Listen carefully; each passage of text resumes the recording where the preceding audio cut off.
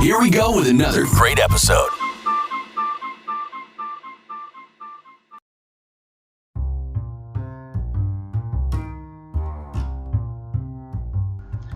That's it for another podcast. All that's left me to say is thank you to my very special guests, Swaylee and Lee, and I'll see you next time on the Showbiz Report. Take care of yourselves and each other.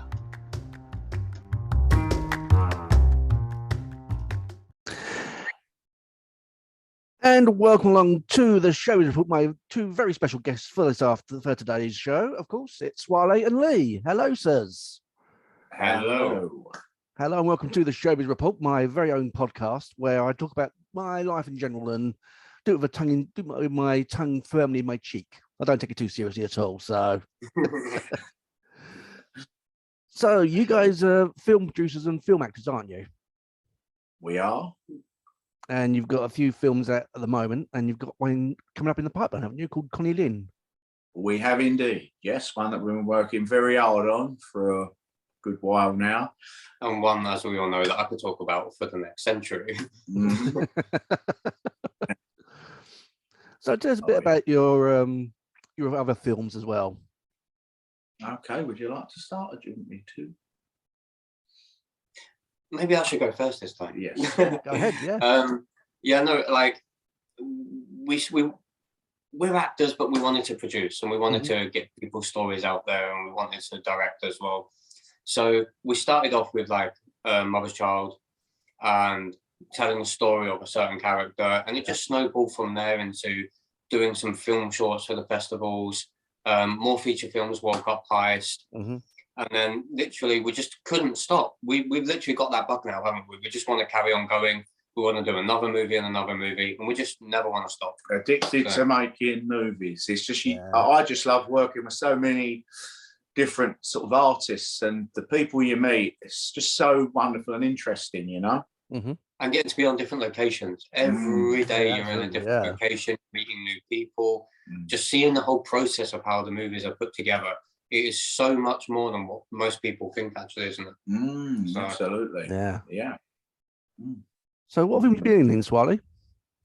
I have done several different features, like Mother's Child, World Cup Heist, Final Score with yourself, Earth Without War with yourself. Several shorts as well. You know, it's hard to keep track of it all. It's a good job that there's an IMDb out there. But you've got it written on the wall over there. So that one, all the posters around the room here in the office. It's actually running out of space. It's actually on which actually with Sharpie pen. Every time he's in a movie, it's like a little graffiti tag on the wall. It's actually running out of space over there. You're gonna have to start on this wall now. Some Otherhood that's played a door supervisor, Andrew, in that. Just trying to do as much as I can. Great material. I love independent stuff, supporting independent filmmakers. It's nice to see it from a different perspective as well, because for the past 3 years now, we've been making our own movies, and we've been on sort of that side behind the camera as well as in front of the camera. But it's just that great to be obviously thank you to Adam Deacon and everyone involved in Jazzy and everyone else involved in Some Otherhood. But it's actually good to step back sometimes and watch what they're doing for inspiration as well, and to see their style and how they're doing it. And Some Otherhood is a movie written and directed by Adam Deacon and a few other people as well. It's written by Jazzy as well. And it's just a really good film that we're in. And obviously thank you to Adam Deacon for allowing us to be on his set, as crazy as we are. I'm joking. It's just good actually to see other people direct as well, to give you inspiration, you know. It really is to see both. It really is. It's nice to sort of, when you're making a lot of your own material, it's great when you're on set and you're just acting and you're like, wow, somebody else is worrying about this, and you got because when you're trying to do it all, and anybody that watches the end of a feature film can see just how many people it takes to bring this material to surface. It's very, very stressful. I mean, you can have your fun times, but the work involved, it's a 24 hours a day job. It's, you know, it's not like your 9 to 5s. It's the organisation of it. Oh yeah. And you know me, I will not step foot onto the first day of filming unless it is an absolute military operation. I'm there with my beret. I'm there with my military badges. Yeah, no. Yeah, it has to be step-by-step process. Everything has to be in place. There is a lot of involvement, isn't there? Absolutely, absolutely. And I was really pleased just how well Ice Cream on the Beach has done. Yeah. Unbelievably well. So very, very proud to be involved in that film. And is it worth it? The short we did last January 2021. Amazing response from that. That was actually well perceived around the world, wasn't it? It was. Pause TV. Yeah. Thank you. Obviously, big shout out to Pause TV. Apple TV. Which they've got their own app and their own website as well. You can check those out. We got a good response from a lot of people across America and Canada as well. Especially Canada. Especially with the story. It was about gambling and addictions. It was like touching on suicide as well. And it was really quite emotional.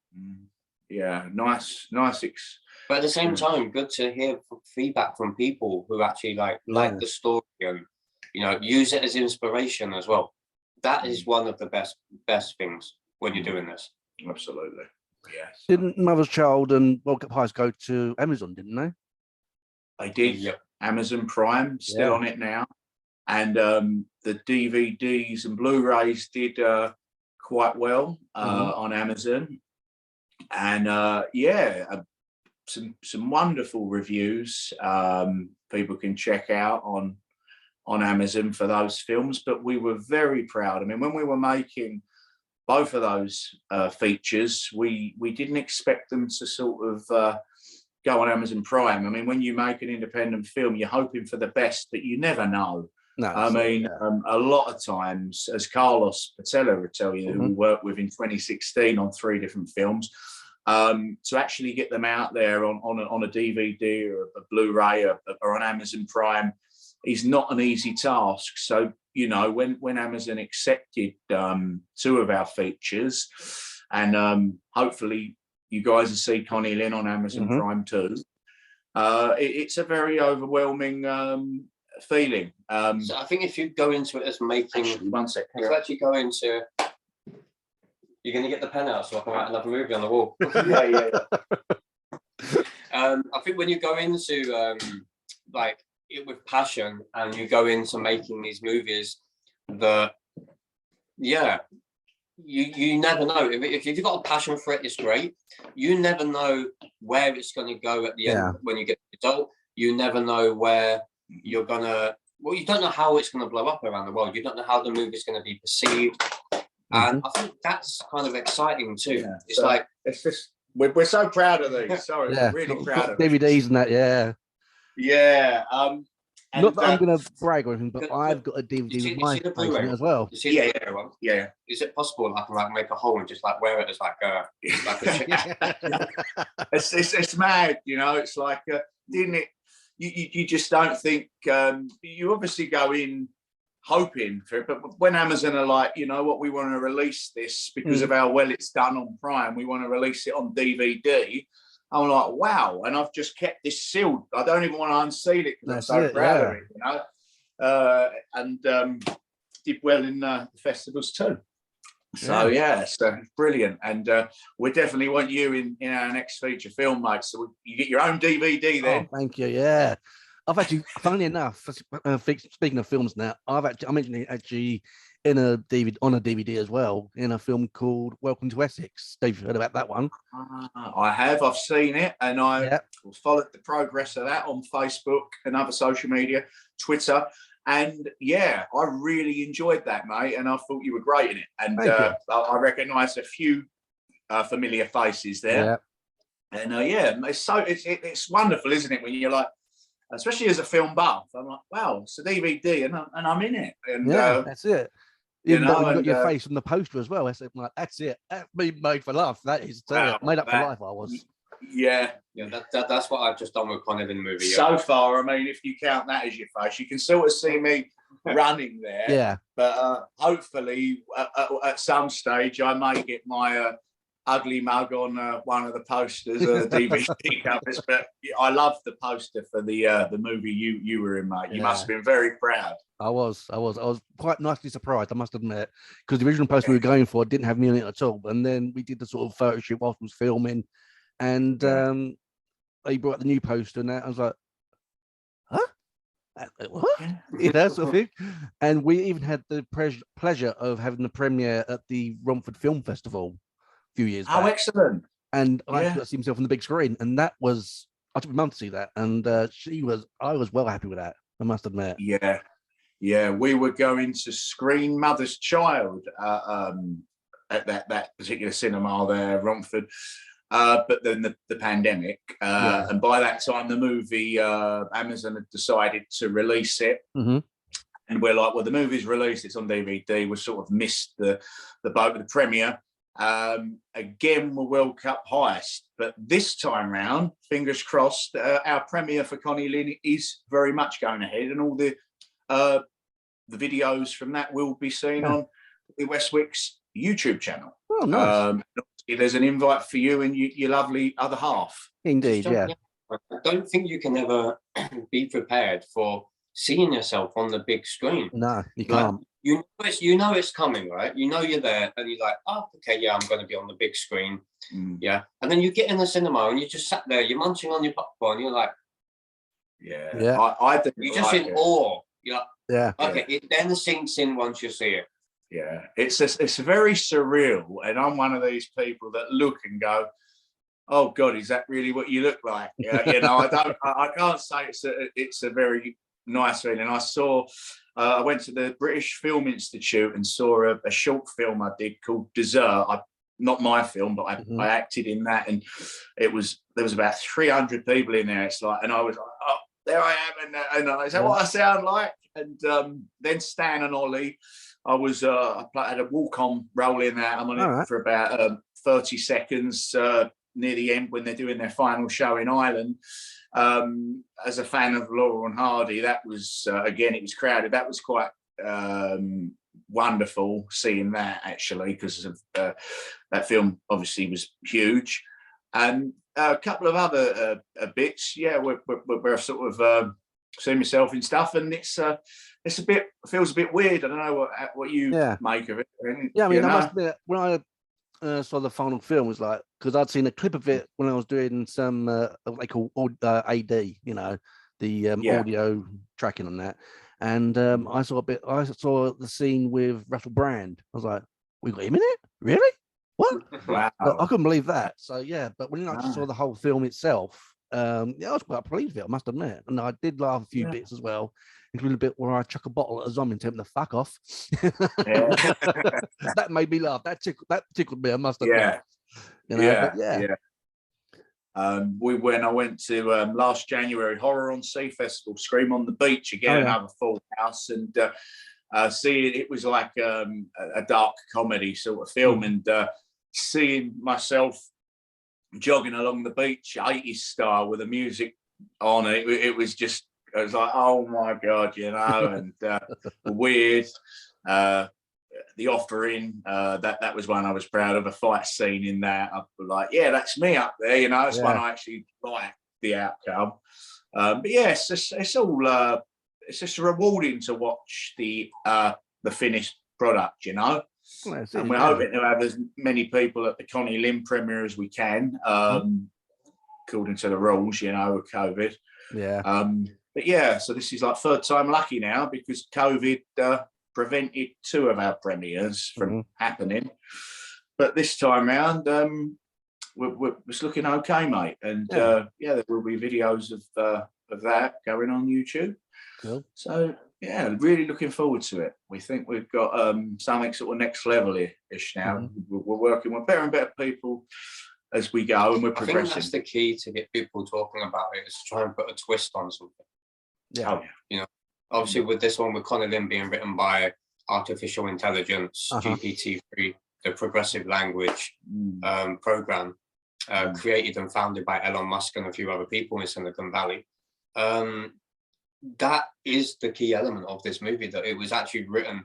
And I think people, obviously, when they're watching the movie, will need to understand, because there's like a little bit of robotiness in the characters. Yeah. That's how it was a weird one, because we're trying to play the characters out as if we were the AI. So we were going on to set every day thinking, okay, right, we are the AI, we are the AI.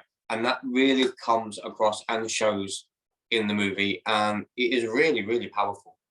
It really is powerful. We've got our lovely poster up on there. I hope everybody likes it. That's going to be edited in after. But yeah, we can't grumble really. There's been you get a lot of stress. It's not all glitz and glamour. What people see on social media, it looks like you got a life O'Reilly, you're raking in the dosh, but if the reality of it all, it's nothing like that. But you just got to enjoy the journey with it and feel privileged to be doing stuff that you're passionate about. Someone's good enough to and thinks you're good enough to put you in their project, whether it's 1 line or 20 lines, I'll treat it exactly the same. And be very proud and do everything I can to promote that project for them. That's what it should be, teamwork. Absolutely, of course. Yeah, it's like you're one big family, aren't you? Really, on set. Absolutely. Yeah. So much to the point the family is growing and growing and growing. Every film set we go on, we're meeting new people. Yeah. It is. And so much so that when you work on certain projects for so long, it's actually quite sad and a bit depressing when you move on from it, because it's like, wow, you might not see these people again, or you might get the chance to work with them again down the line, like yourself. Connie Lynn is going to be so massive around the world that we're actually going to have a Connie Lynn reunion in 10 years' time. Wow. You heard it here first. That's wishful thinking. I suppose it's good to be optimistic. It's positive, yeah. I mean, let's hope so. And let's hope we're doing a sequel. And if that happens, you're going to be spooked. Yeah. I mean, anything that comes from it, I'm always proud, and like when we did the other the shorts and that, to see like the Paul TV wanted to show them, and was it Apple TV with World Cup Ice, wasn't it? And it's like, wow, I didn't expect this, and like people are like, what do you expect it? Do you think it's any good then? It's like you don't watch your own stuff and think, oh wow, I watch and think that's all right. I could have done that a bit better. I should have done it differently. So yeah, you're always your biggest critic. Oh, absolutely, yeah. I'm always watching stuff back, looking and going, do you know what? Maybe I should change that. Next time I'll do it better this way. But yeah, absolutely. I think that's why you don't expect it. No, that's true. Yeah. So Lee, what inspires you as a director? What inspired you to become a director in the first place? Wanting to get people's stories out there, wanting to create. As an actor, you have that less control over creating. You can, sometimes they're strict and you've got to do it by the script and by the line. Yeah.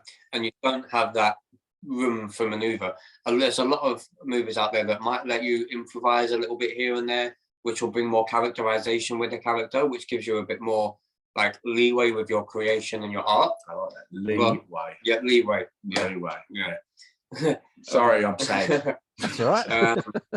Right on the wall. Yeah. I think it's just being able to control your art more.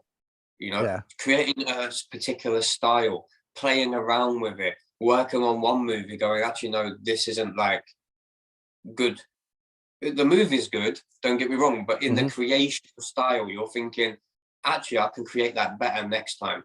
Let's go bigger, let's go better. And you're always getting to play around with the creation and the art and the cameras and the lighting and the location, and they just get it's just so exciting to be able to get out there and create this stuff and also tell other people's stories at the same time. Yeah, I mean, I love working on independent stuff. I love watching independent films. I find that some of the independent films I watch, I enjoy a lot more than the big, massive blockbusters.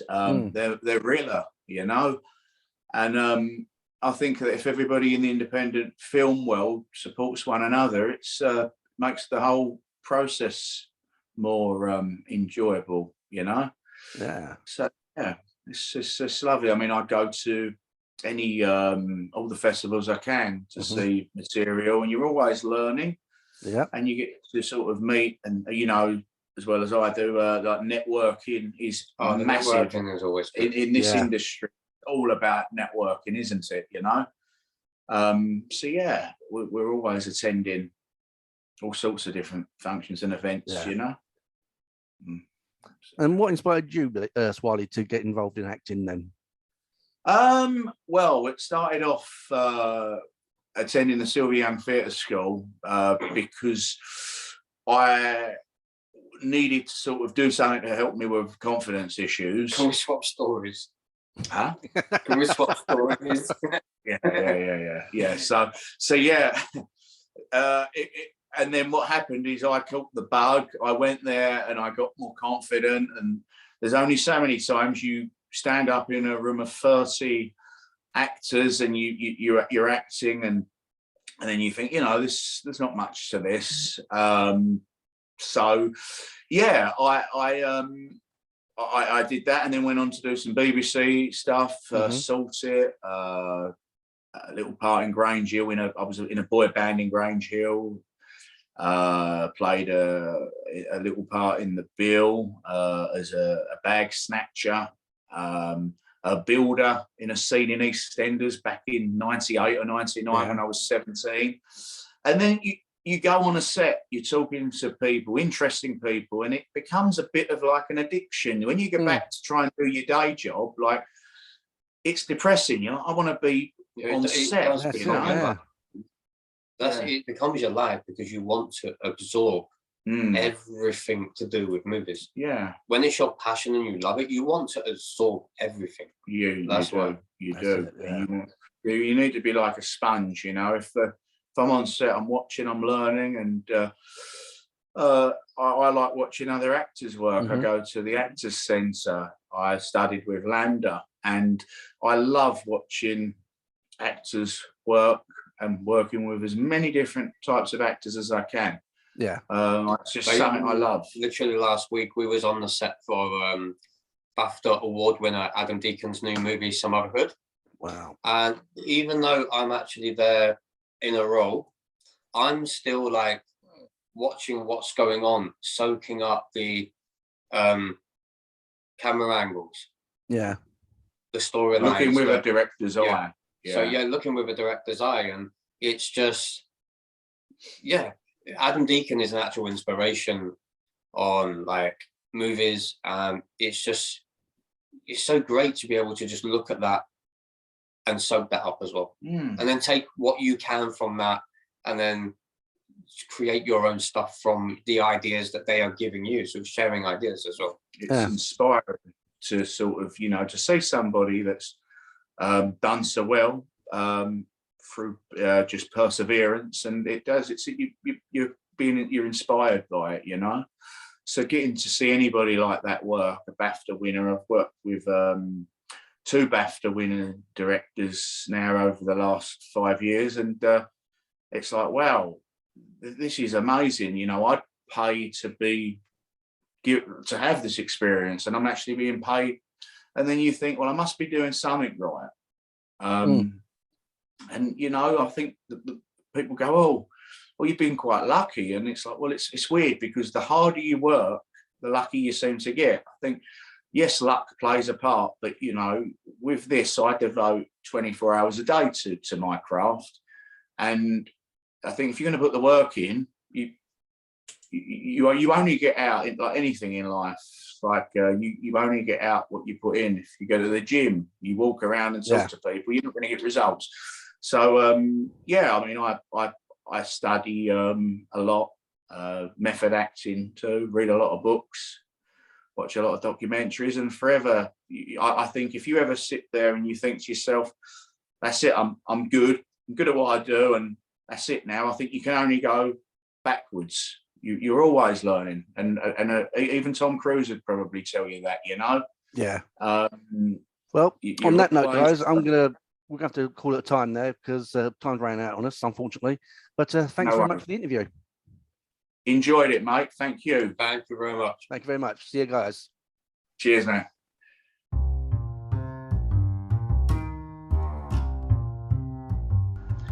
That's it for another podcast. All that's left me to say is thank you to my very special guests, Swaylee and Lee, and I'll see you next time on the Showbiz Report. Take care of yourselves and each other.